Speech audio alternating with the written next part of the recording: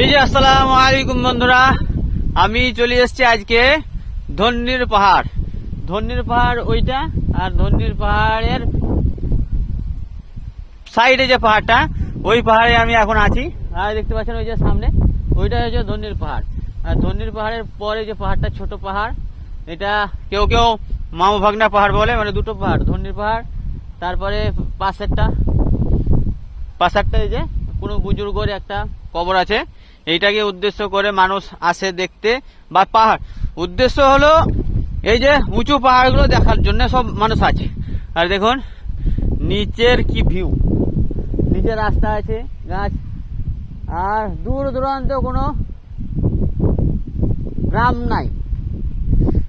Bike যদি কেউ নিয়ে আসেন, মানে বেশি করে পেট্রোল ভরে আনবেন, তাহলে আপনি ঘুরে ফিরে দেখতে পারবেন। তার কারণ এই এলাকাতে এসে আপনি দোকান পাচার কিছু পাবেন না। দূর দূরান্ত আদিবাসীদের কিছু কিছু এক একটা ছোট খাটো গ্রাম আছে, তাছাড়া কিছুই নাই। আর এই যে কোনো বুজুর্গ এখানে আছে, মাজার আছে বা কবর আছে এইখানে। ওই দেখতে পাচ্ছেন ওই যে গম্বুজটা, এই পাহাড়ে আছে। আর আমি এই পাহাড়ের সব থেকে মানে 1 নম্বর 2 নম্বর পয়েন্টে আছি। আর এই যে 3 নম্বর পয়েন্ট আরো উঁচু। আর ওই সামনেরটা হচ্ছে ধন্যীর পাহাড়। তো ওই ধন্যীর পাহাড়ে আমি একবার উঠেছিলাম, 2 ঘন্টা লেগেছিল উঠতে। আর এই যে পাশের পাহাড়টা, এটাতে উঠতে অত সময় লাগে না।